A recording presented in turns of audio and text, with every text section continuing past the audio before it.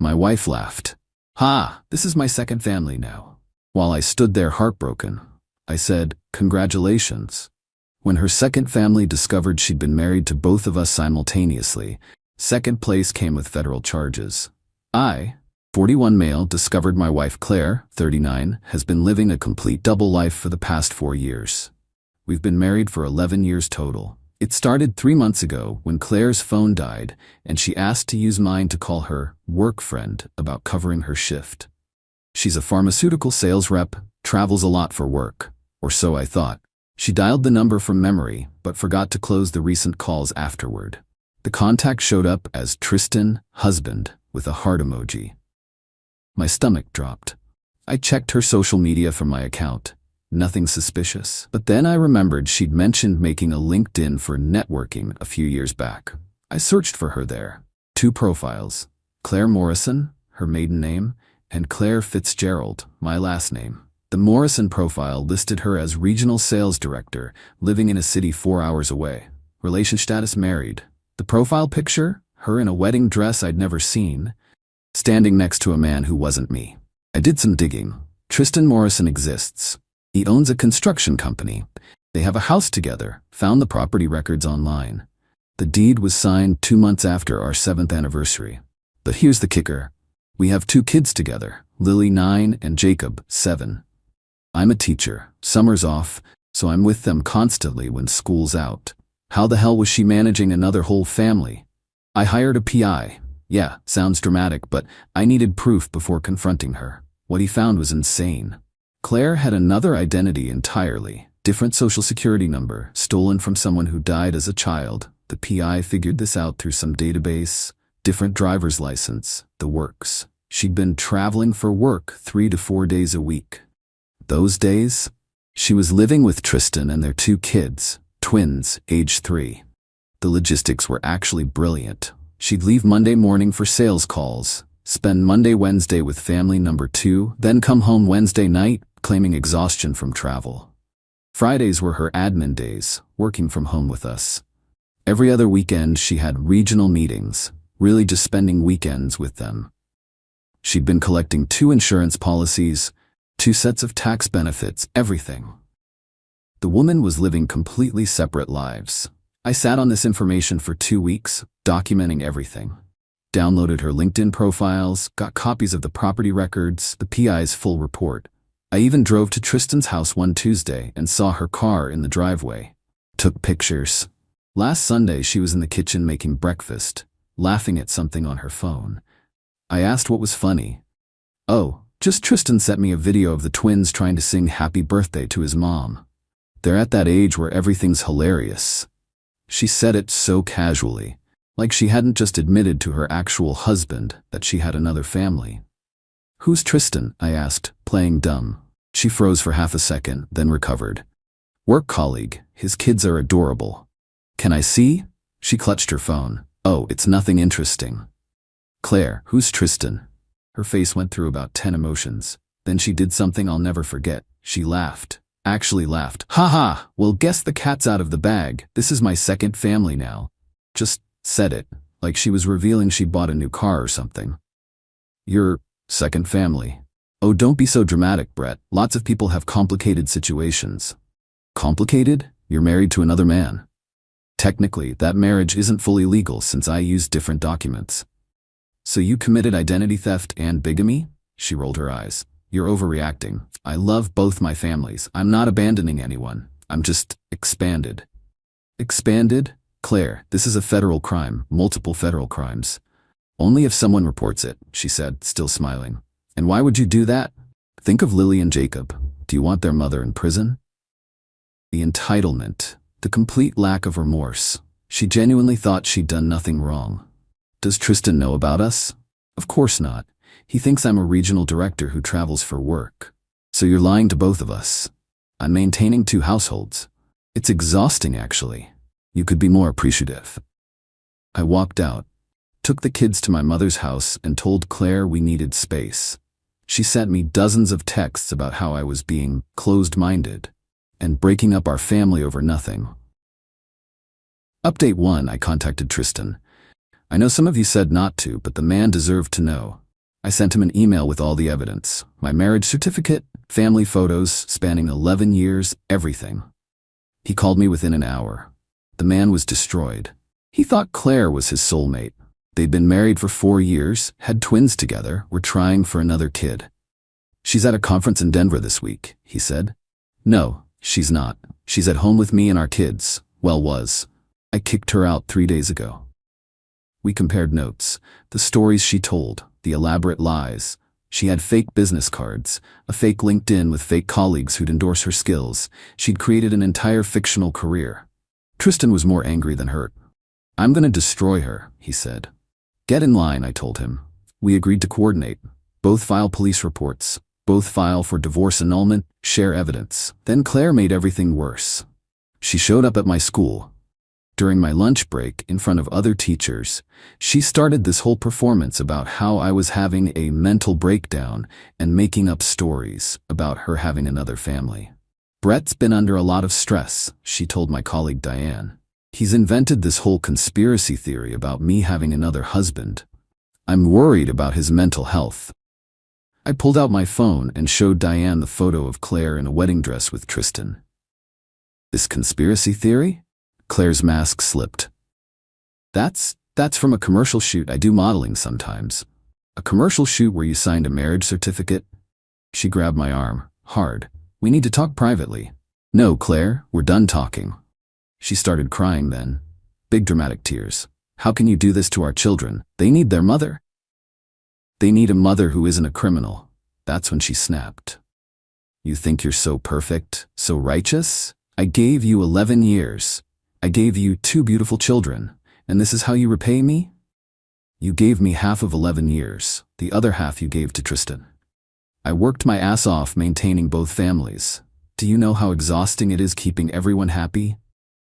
The other teachers were stunned. She'd basically just confessed in front of witnesses. I filed the police report that afternoon. Identity theft, bigamy, fraud. The detective's eyes got wider with each document I showed him.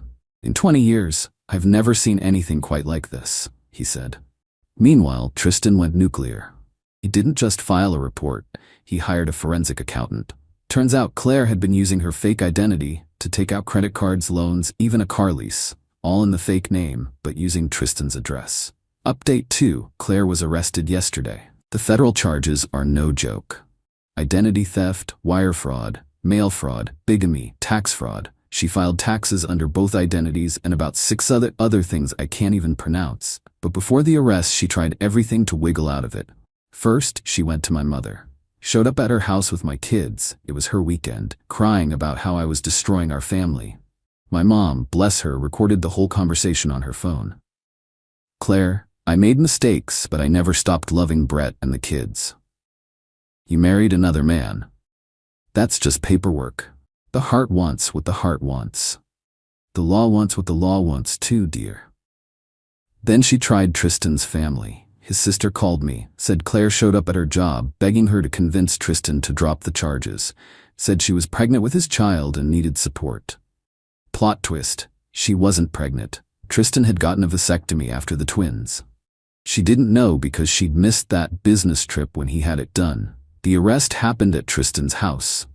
She'd gone there to pick up her things, supervised by police, but there was already a warrant.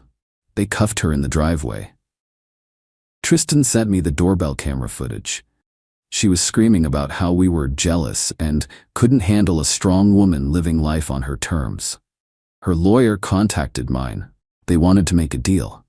If I dropped the charges and convinced Tristan to do the same, she'd give me full custody and walk away. My lawyer laughed. She's facing 20+ years in federal prison. She doesn't have bargaining power here. The FBI got involved because the identity theft crossed state lines. They found more than we knew. Claire had 3 other partial identities she was building. Credit cards, apartment applications, even a dating profile on some sugar daddy website.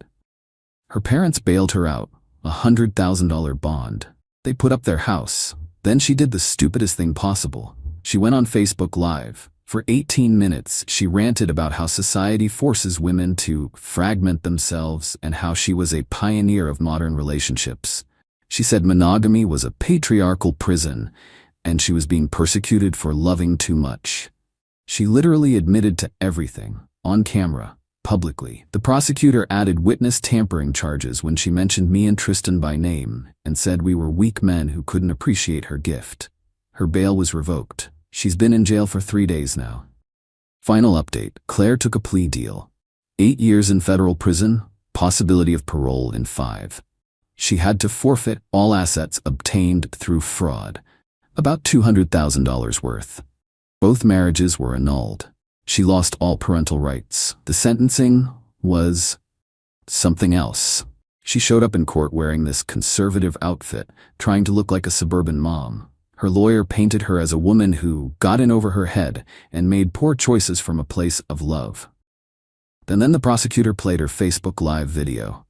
The judge actually shook his head. "Miss Claire, in 30 years on the bench, I've seen a lot of creative criminal enterprises.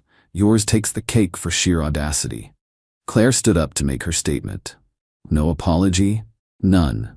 Instead, she said, "I refuse to apologize for trying to have it all. Men have mistresses and second families all the time.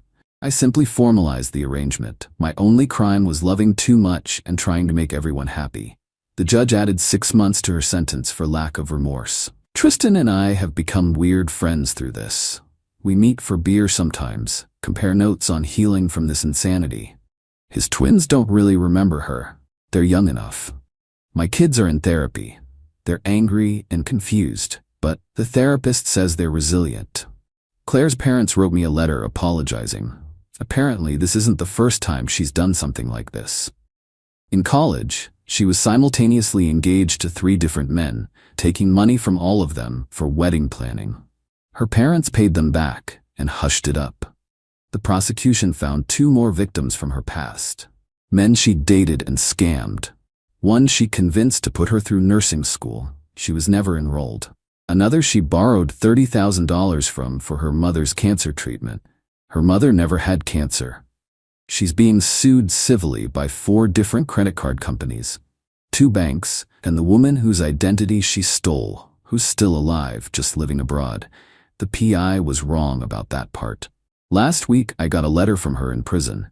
She wants me to put money in her commissary account because the food is terrible and I have dietary restrictions. The entitlement.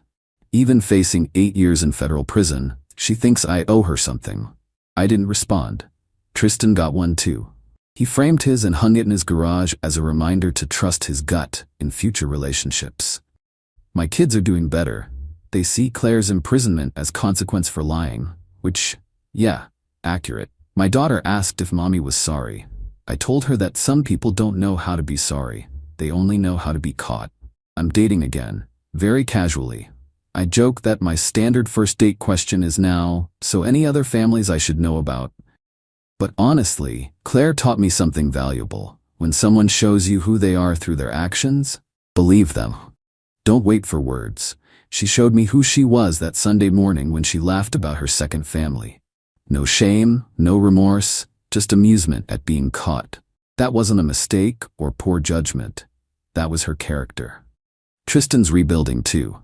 His business actually grew because of the publicity. Apparently, people trust a contractor who's been publicly scammed. Shows he's honest. Silver lining, I guess. Claire's next parole hearing is in 5 years. Neither Tristan nor I plan to attend. We've moved on. She's just a cautionary tale now, a wild story we tell at parties. The second family she was so proud of, we're both free of her. Turns out first place and second place both win when the competition is a federal crime. Edit. For those asking about the kids' relationship, my 2 have met Tristan's twins once, at a park. It was weird but okay. We're not forcing anything, just leaving the door open for the future. They're technically half-siblings after all. Not their fault. Their mom was a criminal mastermind wannabe.